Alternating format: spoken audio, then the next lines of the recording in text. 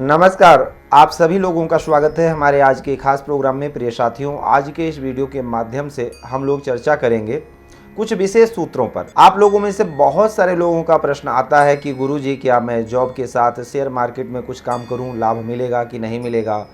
कोई ऐसा काम जिससे पार्ट टाइम में हम कुछ करके एक्स्ट्रा इनकम कर सकें। तो अब बहुत सारे लोगों को तो सूट करता है और बहुत सारे लोग काफ़ी नुकसान भी कर बैठते हैं।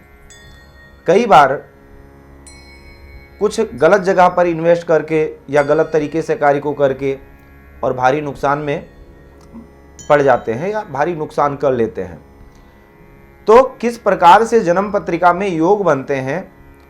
तो जातक को शेयर मार्केट या अचानक कुछ ऐसे ऊपरी इनकम के स्रोत बनते हैं। बहुत सारे लोग मात्र शेयर मार्केट से ही अपनी आजीविका चलाते हैं और अच्छी इनकम करते हैं, अच्छा स्रोत है और काफ़ी लाभ होता है।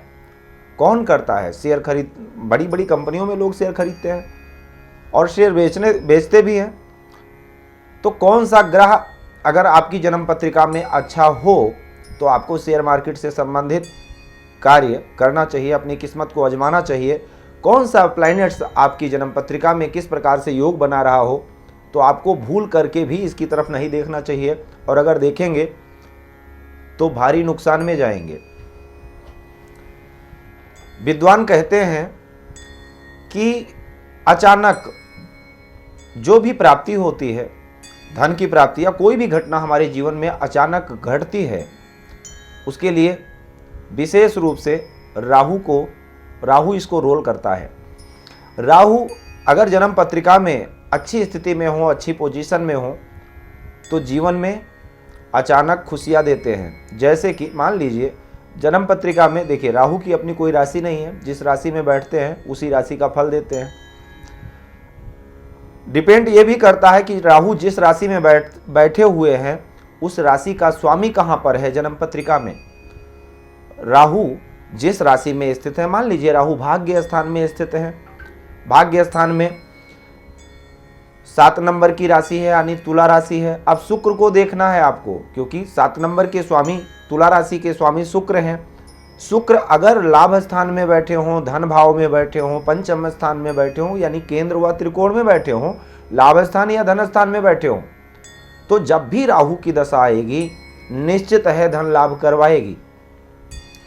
अब विशेष रूप से देखिए, शेयर मार्केट के लिए क्या है कि बुद्धि का प्रयोग करना पड़ता है।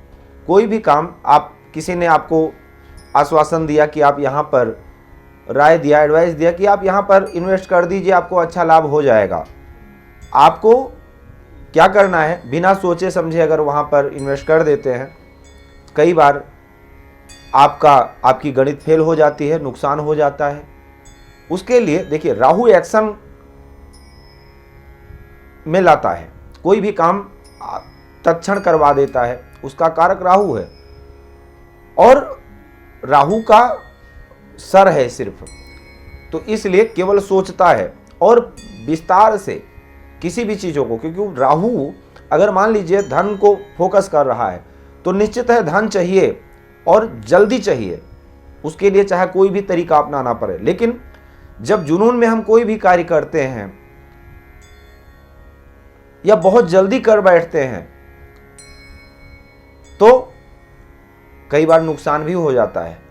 नुकसान होगा या लाभ होगा, या उसमें कितना, क्या अच्छाई है क्या बुराई है, ये सोचने का काम किसका है? बुद्धि का। तो इसके लिए जन्म पत्रिका में बुध को भी देखना बहुत जरूरी है। अगर आप शेयर मार्केट से संबंधित काम करना चाहते हैं या कर रहे हैं तो आपकी जन्म पत्रिका में, और आपको अच्छा लाभ हो रहा है, तो निश्चित आपकी जन्म पत्रिका में राहु अच्छी स्थिति में होगा, निश्चित आपकी जन्म पत्रिका में बुध अच्छी स्थिति में होगा, क्योंकि बुध का काम है सही और गलत का निर्णय करना। उसमें आने वाले भविष्य में क्या स्ट्रक्चर बनने वाला है, उसका भविष्य में इसका फ्यूचर क्या होगा, इसका विचार करना बुध का काम है, यानी बुद्धि का काम है। राहु को तो एक्शन लेना है, राहु तो तत्क्षण, बस किसी ने बोला कि यहाँ पर पैसे डालिए आप और इतना कमा लीजिए 1 महीने के अंदर, राहु तुरंत डाल देगा। लेकिन उसमें सही गलत का निर्णय लेना बुध का काम है, तो इसलिए बुध अच्छा होना चाहिए। तो तो राहु और बुध अगर जन्म पत्रिका में अच्छे हैं तो निश्चित है आप शेयर मार्केट से संबंधित या कोई भी ऐसा काम कर सकते हैं जहां धन से धन को कमाया जाए। कहीं ऐसा इन्वेस्ट कर सकते हैं, आपने प्रॉपर्टी खरीद ली, जमीन खरीद लिया, क्योंकि बुध जमीन के भी कारक हैं। मान लीजिए जन्म पत्रिका में चौथे स्थान में राहु है मिथुन राशि के और एकादश स्थान में बुध बैठे हैं, तो आप जहां पर भी जमीन खरीदेंगे वो जमीन आप मिट्टी खरीदेंगे सोना के भाव हो जाएगी। ये रूल करता है राहु और बुध का कनेक्शन। डिपेंड ये करता है कि राहु जिस राशि में स्थित है उस राशि का स्वामी कहां पर है। पहली बात तो भूमि से संबंधित कार्यों में आपको लाभ दे देगा अगर चौथे स्थान में राहु स्थित है और चतुर्थ से एकादश स्थान में है। दूसरे नंबर पर जो भी प्रॉपर्टी आप खरीदेंगे खूब अच्छा लाभ मिलेगा उसमें। आप मिट्टी खरीदेंगे वहां पर पता लगेगा दूसरे दिन बहुत बड़ा प्लान आ गया है, बहुत बड़ा स्ट्रक्चर बनने वाला है या बहुत बड़ी योजना आ गई है सरकार की, वो जमीन आपकी सोना हो जाएगी। तो इसका विशेष रूप से ध्यान रखना है कि बुध और राहु की स्थिति क्या है जन्म पत्रिका में। इसको देखने के बाद ही शेयर मार्केट से संबंधित या कोई भी ऐसा रिस्क का काम करें। हम सिंपल एक शब्द में कहेंगे कि आप कोई भी रिस्क का काम करते हैं जहां पर रिस्क है, शेयर मार्केट, लॉटरी, सट्टा आदि इत्यादि कोई भी, तो आपको राहु और बुध दोनों को जरूर देखना है। दूसरे नंबर पर एक सूत्र और है, अचानक धन लाभ, गुप्त धन लाभ, यानी जो जिसके बारे में आपको नहीं पता है, भविष्य में कब होगा, कैसे होगा, होगा कि नहीं होगा, मतलब होगा कि नहीं होगा ये भी आपको नहीं पता है। ये अष्टम भाव से विचार किया जाता है। यदि जन्म पत्रिका में अष्टम भाव पर शुभ ग्रहों का प्रभाव हो, अष्टमेश लाभ स्थान में हो, धन भाव से कनेक्शन बन रहा हो, अष्टमेश का धन भाव व लाभ स्थान के साथ कनेक्शन बन रहा हो, अष्टम पर शुभ ग्रह का प्रभाव हो, तो निश्चित है अचानक धन की प्राप्ति होगी। हो सकता है कभी कोई लॉटरी लग जाए, कभी कोई ऐसे ही कोई जमीन जायदाद खरीदे जो बहुत अचानक लाभ मिल जाए, कोई आपको प्रॉपर्टी डोनेट कर दे या किसी की विरासत में मिल जाए, आपको उत्तराधिकारी आपको कोई बना दे अचानक, तो अचानक गुप्त धन प्राप्त का भी योग ऐसे ही बनता है। अब दो सूत्र मैं आपको बताता हूं जिसमें अगर ये सूत्र अगर बना हो तो आप भूल करके भी ऐसे कामों में ना जाएं, अन्यथा रातों रात कंगाल भी हो सकते हैं। कैसे? जन्म पत्रिका में अगर सूर्य और राहु की युक्ति दूसरे भाव में, पंचम भाव में या दसम भाव में हो, और खास करके राहु की दशा, देखिए राहु ही प्रेरित करते हैं इन सब कामों के लिए। राहु में जब सूर्य की दशा आए उस समय पर आप बिल्कुल सतर्क हो जाइए, सावधान हो जाइए। चाहे कोई कितना भी आश्वासन क्यों ना दे रहा हो, चाहे आपको भी क्यों ना लग रहा हो कि ये यहाँ पर अगर मैं इन्वेस्ट करूंगा तो रातों रात मैं करोड़पति बन जाऊंगा, ये जमीन सोना हो जाएगी, या ये शेयर अगर मैं खरीद लेता हूं तो मेरे लिए बहुत लाभप्रद होगा, कंपनी बहुत अच्छा जा रही है। आप अच्छा करोगे भले ही, लेकिन वो रातों रात आपको बर्बाद कर सकती है। राहु में सूर्य की दशा, अगर राहु और सूर्य की युक्ति है।